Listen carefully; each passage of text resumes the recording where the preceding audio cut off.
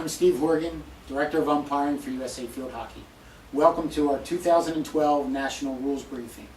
This is our segment on points of emphasis for this year. So let's get started. The three things we're going to try to tackle and be very diligent on this year are overheads and aerials, use of the cards, and back of the stick use. Let's start with the overheads. We need to make sure that umpires are not ball watching, that they actually judge the trajectory and look downfield much sooner. We need them to make quick and accurate judgments much earlier than ever before to help the game to flow.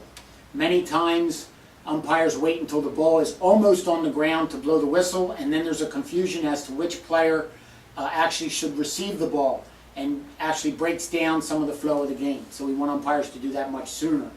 The other thing is to be consistent in the aerial ball administration, whether it's danger going up, danger coming down, and especially the 5-yard exclusion zone once a player is recognized as the obvious player to receive the ball. Let's take a look at a few videos of overheads and aerials. The blue player here is going to make an attempt to put the ball high over top of the defense out to the opposite side within the 25-meter area. She takes the free hit and gets it up and over. And as you can see, the white player comes crashing in, and the blue player is the obvious receiver.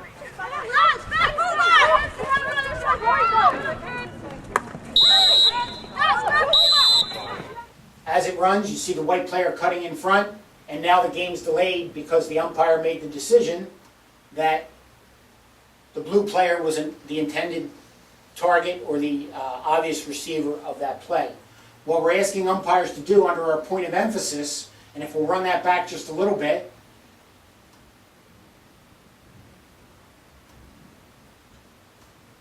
the ball is still in the air at this point, somewhere between halfway and 3/4 of the trajectory. We would expect that the umpire can blow their whistle to indicate the breach of the rule by the white player here, and that way when the ball settles, the players can take it from that point and we won't have the ensuing delay of the white player taking the ball away.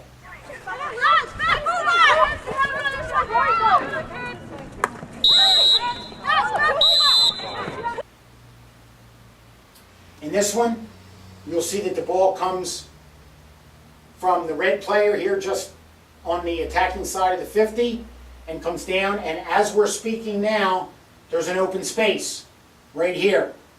And the player puts the ball up into that open space, and as you can see, 2 players of opposing teams come crashing in. So obviously there was not an intended receiver of this aerial pass, which in turn the red team is responsible for its safety, and the ball is given to the blue team for a hit out.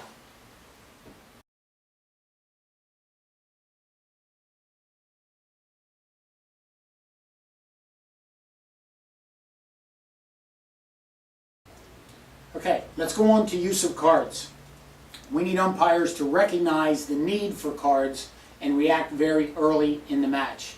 One of the things we've done over the years is taking our time to pull the cards out by too many verbal warnings. One team does a foul, the next team does a foul. Well, that can just snowball into further problems. We want umpires to recognize these fouls early and deal with them in order for the players, the fans, and the coaches to understand what's going to be acceptable for that game. Umpires must deal with breakdown fouls immediately. Many times we are very lax on calling penalty corners, using cards as the play is actually broken down. We want a nice, free-flowing game, and we want the players with the skill who are ahead to be able to get into the circle and make the game more exciting. One of the other issues that we have is delaying the free hits. Many times the players kick the ball away, hit the ball away at the whistle, stand over top of the ball. These are all professional delay of game tactics, and these are things we want umpires to deal with swiftly and consistently. Let's take a look at a few videos of stopping tackles with cards and breakdowns. Let's take a look at a couple breakdown fouls, as subtle as they may be, and the carding associated with it. As you see, the blue player receives the ball here with plenty of real estate in front of her, crossing the midfield line. The white player from behind is subtly going to get her stick in and interfere with the blue player. From a not the best of tackling positions. And you can see the umpire recognizes the foul here, and even after a little bit of time, does make the decision to send the white player off with a green card.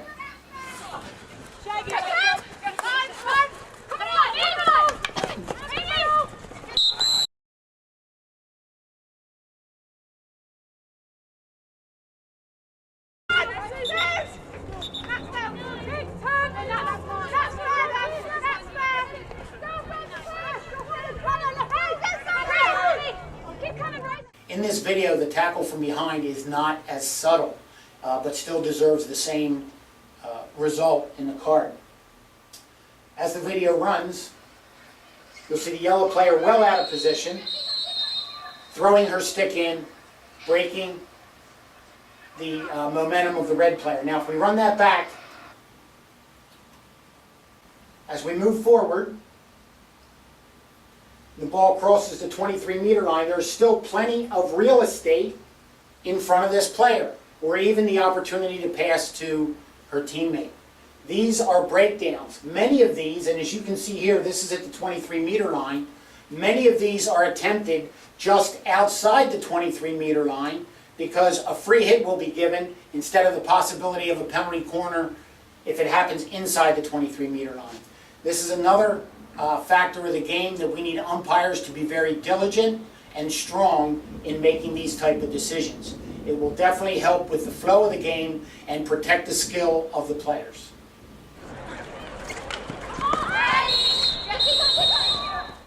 Now let's take a look at a few videos as well of players knocking the ball away and delaying the free hits.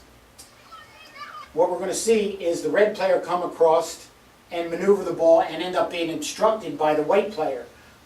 But the opposing white player behind her is eventually going to come around inside the 23-meter line, and after the umpire blows the whistle, sends the ball away, intentionally delaying the free hit.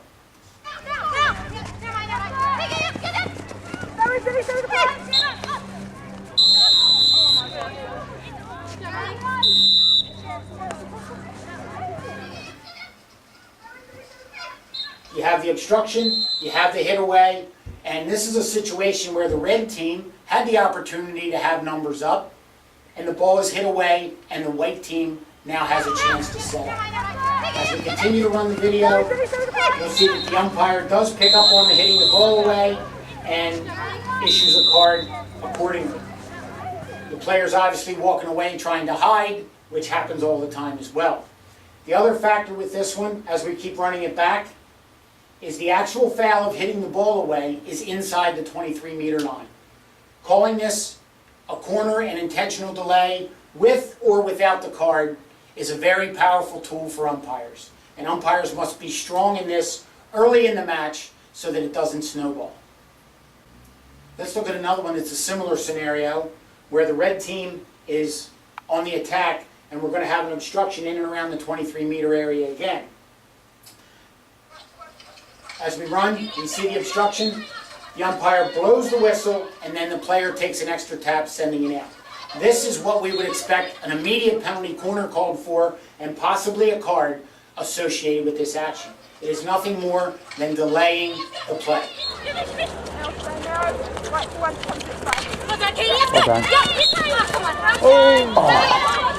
Here's a piece of video you saw just a few moments ago when we were talking about overheads.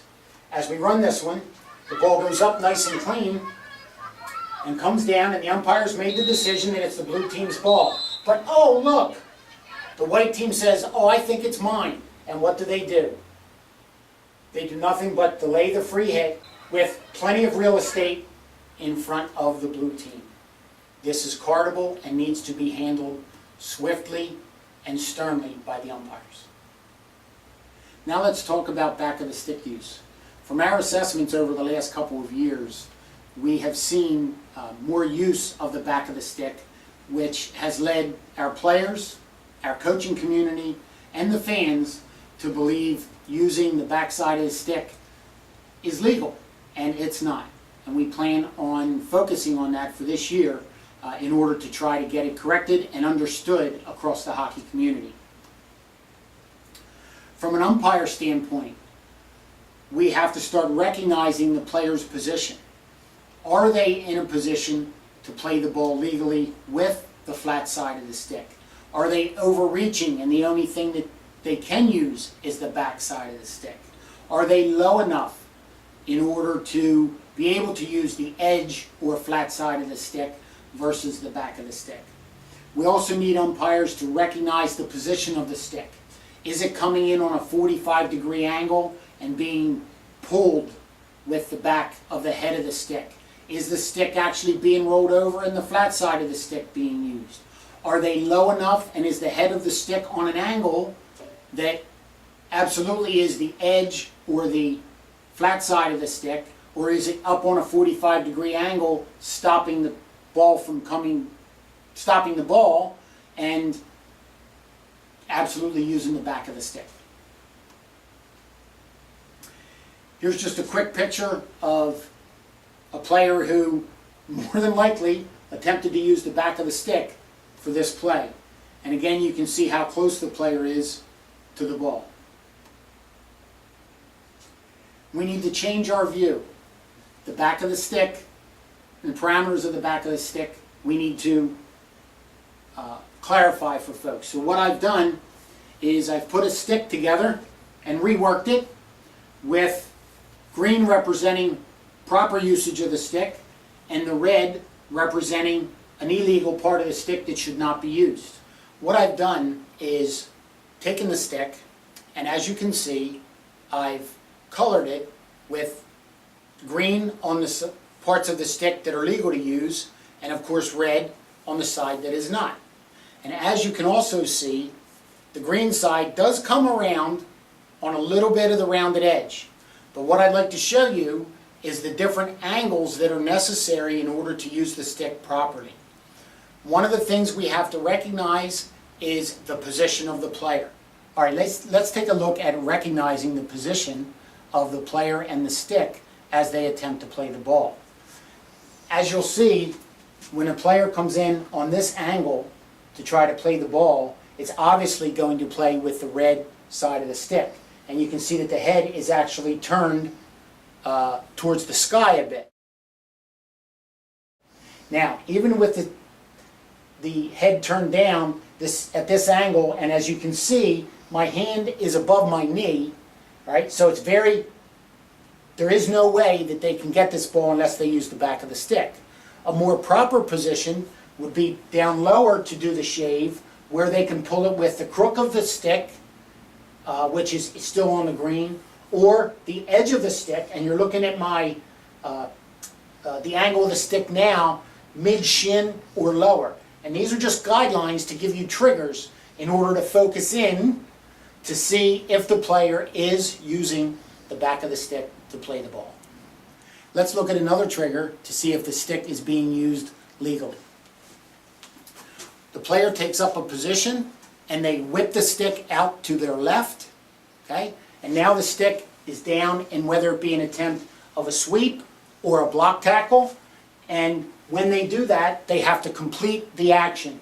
What's happening, and as umpires, what we have done over time is allowed the players to just put the stick out, sometimes in this fashion, with the stick not turned down, where it would definitely touch the green side of the stick. The head of the stick is up. We haven't forced the players to do that. Or the player must turn the stick over with the head down, pretty much on the ground, so that the ball will hit the green part of the stick.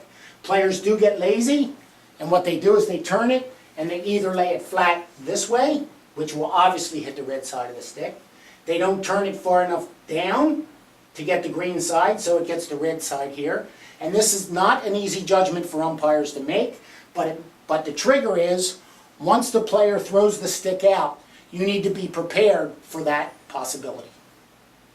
Another trigger umpires should use to determine whether the stick is being used legally is when there's an attempted jab tackle. Obviously, if the player has the flat side of the stick up, they're going to play the ball with the legal and flat side of the stick. If they happen to go over top of the ball, they obviously are going to play it with the back of the stick. If they have the toe of the stick straight up, this is using the edge of the stick, and if they are skilled enough, they may be able to knock the ball away from there. But if the head of the stick, or the toe of the stick rather, is showing the rounded side, it is very difficult for them to play the ball legally with the proper side of the stick. Now let's look at another trigger. This one for the attack as they attempt to hit the ball on the backhand or reverse side. The good news is the triggers are very similar to the shave tackle that we showed earlier and the angle of the stick. But this time the stick will be in a faster motion. As the player comes across, obviously if their stick is up here, they're going to play that ball with the back of the stick. If they're down low, they're going to get it in the crook or very much on the edge, and they'll be able to contact it with the proper side of the stick.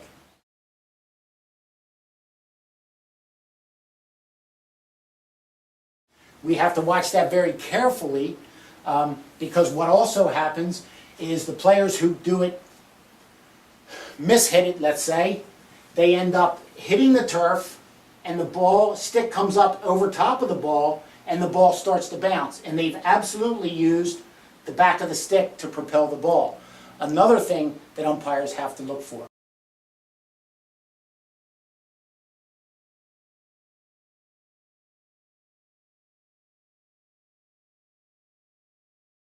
So, just to be clear, they must be down low. If their stick is up on an extreme angle, the chances, and even here, is the back of the stick, not the edge. So they must be down low in this attempt to do it cleanly. If you have any questions associated with this part of the National Rules Briefing, please go to usafieldhockey.com and access the Ask the Umpire feature. Please take the time to review the other two segments of our National Rules Briefing. Thank you and have a great hockey season.